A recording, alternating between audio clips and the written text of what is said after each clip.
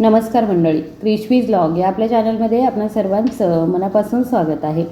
तुम्हाला माहीत आहे का की जे लोक 60 ओलांडल्यानंतरही तंदुरुस्त, उत्साही आणि तरुण दिसतात त्यांच्याकडे एक खास रहस्य असतं आणि ते रहस्य काही महागडी औषधं किंवा एखादं वेगळं सप्लिमेंट्स तर नसतं. तर ती एक अशी गोष्ट आहे जी आपल्या स्वयंपाकघरामध्ये आधीपासूनच उपलब्ध असेल, पण आपण त्याकडे दुर्लक्ष करत आहोत. जर तुमचंही वय 50 किंवा 60पेक्षा जास्त असेल किंवा तुम्हालासुद्धा कधीकधी गुडघेदुखी, रात्री झोप न येणं, थोडं चालल्यानंतर धाप लागणं किंवा न जाणारा एखादा विचित्र थकवा जाणवत असेल, तर आजचा व्हिडिओ हा तुमच्यासाठी महत्त्वाचा नाही, तर तुमचं आयुष्य बदलून टाकू शकतो. वाट पाहू नका, एक क्षणही चुकवू नका, कारण आज मी तुम्हाला अशा काही गोष्टी सांगणार आहे ज्या तुम्ही दररोज खाण्यास सुरुवात केल्यास पुढील 30 दिवसांमध्ये तुम्हाला फरक नक्की जाणवेल. आणि ते रहस्य असेल तुमच्या हाडांमधील ताकद, मनातील तीक्ष्णता आणि हृदयातील शांती आणि अनेक वर्षांपासून हरवलेलं तुमच्या चेहऱ्यावरील चमक. आजच्या व्हिडिओमध्ये तुम्ही त्या 9 चमत्कारिक पदार्थांबद्दल शिकाल जे प्रत्येक 60+ वयोगटातील व्यक्तीच्या आहारामध्ये असायलाच हवेत. सर्वात पहिला पदार्थ केव्हा आणि कसा आणि तो कोणत्या प्रमाणामध्ये खावा हे मी तुम्हाला समजावून सांगणार आहे. आणि तिसरं म्हणजे व्हिडिओच्या अगदी शेवटी मी असं गुपित उघड करणार आहे जे बहुतेक लोकांना माहीत नसतं. एक अशी गोष्ट जी तुमची ऊर्जा दिवसभर टिकून ठेवते. त्यामुळे सुरुवातीपासून शेवटपर्यंत लक्ष देऊन ऐका. आणि त्याचबरोबर तुम्ही जर चॅनलवर नवीन आला असाल तर चॅनलला सबस्क्राईब करा. तुम्ही हा व्हिडिओ कुठून बघत आहात हे मला कमेंट बॉक्समध्ये नक्की सांगायचं आहे. त्याचबरोबर बेल आयकॉन प्रेस करा, जेणेकरून मी जेव्हा पण असे महत्त्वपूर्ण व्हिडिओ बनवेल त्याचं नोटिफिकेशन तुम्हाला लगेच येईल आणि तुम्ही ते व्हिडिओ लगेच बघू शकता. चला तर मग सुरुवात करूया. वाढत्या वयानुसार शरीरामध्ये काय बदल होतात? मंडळी, विचार करा. जेव्हा तुम्ही 25 वर्षांचे होता तेव्हा सकाळी उठल्याबरोबर तुम्हाला ताजंतवानं वाटायचं. मला कशानेही थकवा येत नसे, जेवणाने मला शक्ती मिळायची. पण आता मला सकाळी एक विचित्र जडपणा जाणवतो. माझे गुडघे थोडे आखडल्यासारखे वाटतात. पायऱ्या चढताना मला त्रास होतो. माझा श्वास फुलतो आणि कधीकधी मला पूर्वीसारखी गाढ झोप लागत नाही. हे सर्व का घडतं? कारण 50 किंवा 60 वर्षानंतर शरीरामध्ये काही अत्यंत महत्त्वाच्या गोष्टी घडू लागतात ज्याकडे आपण दुर्लक्ष करतो. पहिलं म्हणजे स्नायूंचं वस्तुमान किंवा मग स्नायूंची ताकद हळूहळू कमी होते. याला सार्कोपेनिया म्हटलं जातं. दुसरं म्हणजे हाडांची घनता कमी होते. त्यामुळे अगदी किरकोळ जखमांमुळेही हाडे मोडण्याचा धोका वाढत असतो. तिसरं म्हणजे चयापचय क्रिया मंदावते. आपण जे रोज खातो ते पूर्वीसारखं आपल्याला पचत नाही आणि शोषलंही जात नाही. चौथं म्हणजे मेंदूच्या पेशींची दुरुस्ती मंदावते, ज्यामुळे कधीकधी स्मरणशक्ती कमी होते. आणि पाचवं म्हणजे शरीरातील दाह किंवा सूज वाढते, जे सांधेदुखी, रक्तदाब आणि हृदयाच्या समस्यांचं प्रमुख कारण आहे. पण मंडळी, हे सर्व टाळता येऊ शकतं का? तर होय, हे सगळं थांबवता येऊ शकत नाही, तर ते पूर्ववतही करता येतं. यासाठी तुम्हाला फक्त योग्य पोषणाची गरज आहे. असं पोषण जे तुमच्या स्वयंपाकघरामध्येच दडलेलं आहे. चला तर मग एक एक करून ते जाणून घेऊया. पहिली गोष्ट आहे ते म्हणजे भिजवलेले बदाम. बदाम हे नाव ऐकून तुम्हाला वाटेल हे तर मला माहीत आहे, ही एक जुनीच गोष्ट आहे. पण मंडळी थांबा. तुम्हाला माहीत आहे का की रात्रभर पाण्यात भिजवलेले बदाम सुक्या बदामांपेक्षा 10 पट अधिक प्रभावी असतात. भिजवल्यानंतर बदामांची बाहेरील तपकिरी साल निघून जाते, ज्यात टॅनिन नावाचा पदार्थ असतो आणि जो शरीराला पोषक तत्वे शोषून घेण्यापासून रोखतो. एकदा साल निघून गेल्यावर व्हिटॅमिन ई, आरोग्यदायी फॅट्स, मॅग्नेशियम आणि सर्वात महत्त्वाचं म्हणजे रायबोफ्लेविन्स किंवा व्हिटॅमिन B12 थेट रक्तप्रवाहामध्ये सोडलं जातं आणि याचा परिणाम म्हणजे वाढत्या वयानुसार स्मरणशक्ती कमी होते. जेव्हा एखाद्या जुन्या मित्राचं नाव मनात येत राहतं पण ते आठवत नाही, जेव्हा तुम्ही अचानक संभाषणाचा धागा गमावता, तेव्हा ही सर्व मेंदूतील पोषणाच्या कमतरतेची चिन्हे दिसतात. दररोज 4 ते 5 भिजवलेले बदाम खाल्ल्याने मेंदूला नवीन ऑक्सिजनचा पुरवठा होतो, आकलनशक्ती वाढते, एकाग्रता सुधारते. शिवाय बदामांमध्ये असलेले व्हिटॅमिन ई एक शक्तिशाली अँटीऑक्सिडंट्स आहे जे त्वचेचं वृद्धत्व कमी करतं, सुरकुत्या कमी होतात केस मुळापासून मजबूत होतात आणि सर्वात महत्त्वाचं म्हणजे बदाम रक्तातील साखरेची पातळी नियंत्रणात ठेवतात. जेव्हा वयाच्या 60 किंवा त्याहून अधिक वर्षानंतर मधुमेहाचा धोका वाढतो तेव्हा ही छोटी सवय एक मोठी ढाल बनते. ते कसं खावं? रात्री 5 बदाम पाण्यात भिजवून ठेवा. सकाळी त्यांची साल काढून रिकाम्या पोटी हळूहळू चावून खा. बस एवढंच. जर तुम्हाला ही माहिती आवडत असेल तर कृपया व्हिडिओला लाईक करा आणि त्याचबरोबर तुमच्या 50 वर्षांपेक्षा जास्त वयाच्या मित्र किंवा कुटुंबियांसोबत नक्की शेअर करा. तुमचा एक शेअर कोणाचं तरी आयुष्य बदलू शकतं. दुसरं म्हणजे कडधान्य, मसूर आणि मूग. मंडळी, एक साधा प्रश्न, तुम्ही दररोज किती प्रथिने खाता? जर तुम्हाला याचं उत्तर माहीत नसेल तर 60 वर्षानंतर आपण करत असलेली ही कदाचित सर्वात मोठी चूक आहे. कारण प्रथिने हे आपल्या शरीराचे मूलभूत घटक आहेत जे स्नायू तयार करतात, त्यांची दुरुस्ती करतात आणि त्यांना मजबूत करतात. आणि 60 वर्षानंतर शरीराला तारुण्यापेक्षा जास्त प्रथिनांची गरज असते कारण स्नायूंची झीज वेगाने होते. पण वृद्धापकाळात मांस पचायला जड जातं, जड पदार्थांमुळे पोट जड वाटतं. म्हणून याचं उत्तर आहे कडधान्य, मसूर, मूग, तूर आणि हरभरा हे सर्व वनस्पती आधारित प्रथिनांचे खजिने आहेत जे पचायला अत्यंत हलके असतात. योग्य प्रकारे शिजवल्यास त्यामुळे गॅस किंवा पोट फुगत नाही. ते लोह, फोलेट आणि झिंकने समृद्ध आहेत. ते रक्तातील साखर स्थिर ठेवतात आणि कोलेस्ट्रॉल नियंत्रित करतात.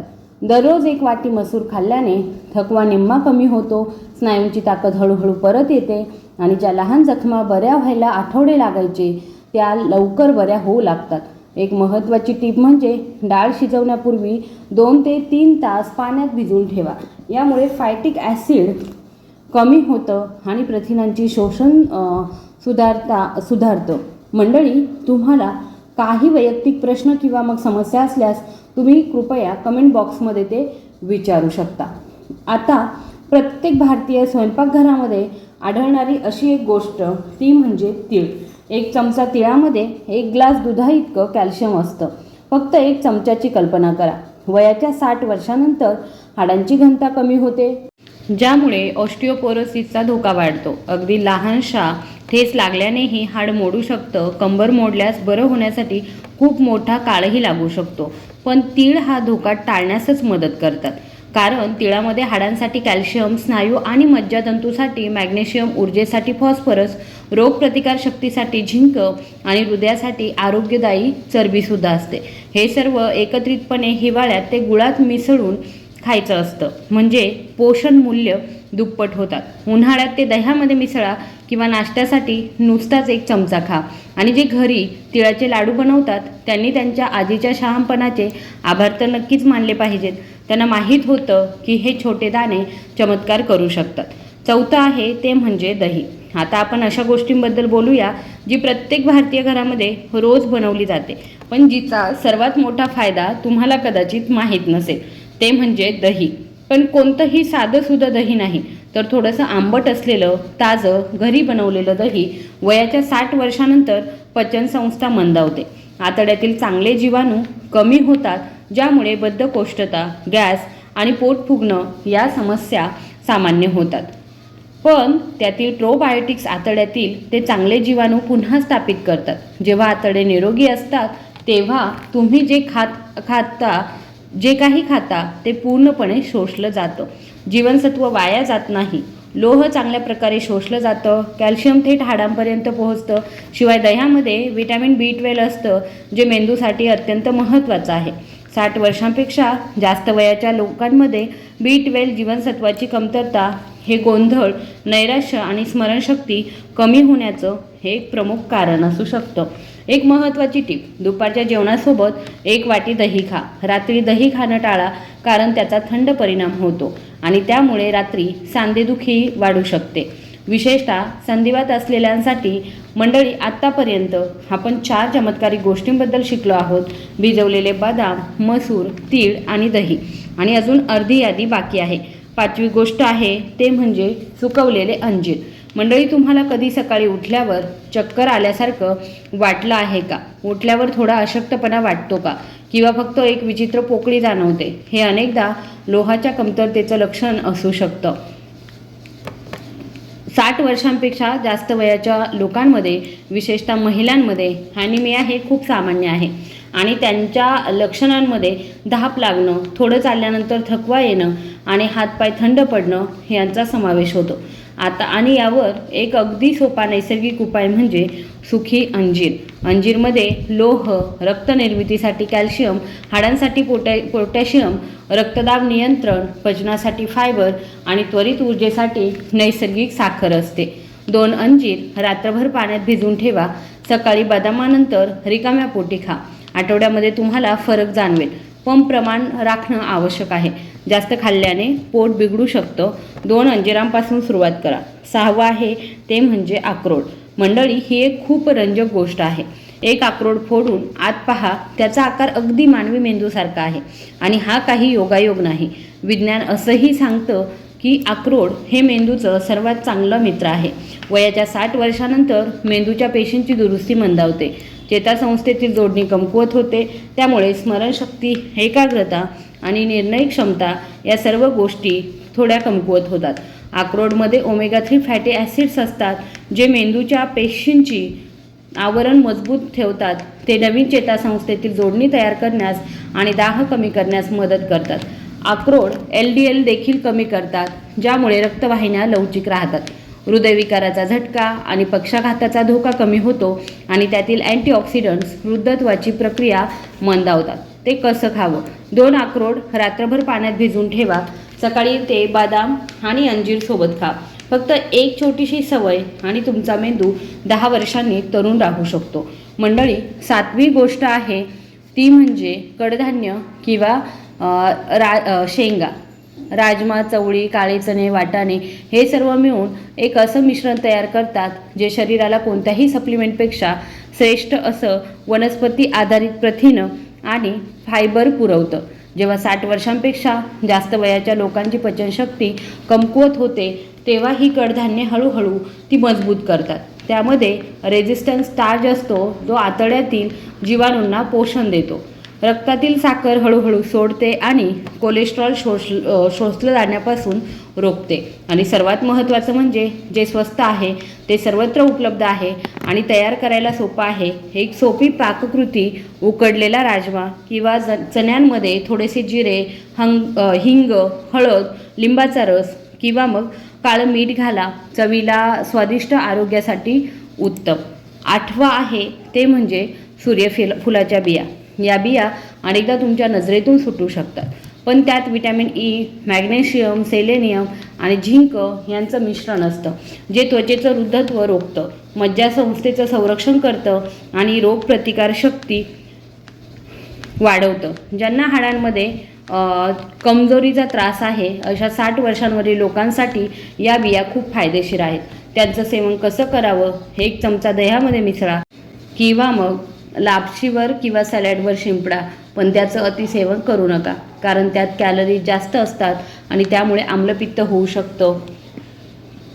त्याचबरोबर पुढची गोष्ट आहे ते म्हणजे हळदीचं दूध, गोल्डन मिल्क. आणि ही शेवटी सर्वात मौल्यवान आहे ते म्हणजे हळदीचं दूध, जे जगभरामध्ये गोल्डन मिल्क म्हणून ओळखलं जातं, पण आपल्या आजीबाई शतकानुशतके ते पीत आले आहेत. संध्याकाळी सांधेदुखी वाढते, थंड हवामानामुळे अंग आखडतं आणि झोप लागत नाही. हळदीमध्ये कर्क्युमिन असतं, जे शरीरातील जुनाट दाह कमी करतं. यामुळे सांध्यांची सूज कमी होते, यामुळे रोगप्रतिकारशक्ती वाढते आणि सर्वात महत्त्वाचं म्हणजे यामुळे गाढ आणि शांत झोप लागते. हे कसं तयार करायचं? झोपण्याच्या अर्धा तास आधी 1 ग्लास कोमट दुधामध्ये अर्धा चमचा हळद, चिमूटभर काळी मिरी घाला, ज्यामुळे शरीरातील कर्क्युमिन शोषून घेण्यास मदत होते. गोडव्यासाठी थोडासा गूळ घाला. मंडळी, या आपण 9 चमत्कारी गोष्टींबद्दल शिकलो आहोत.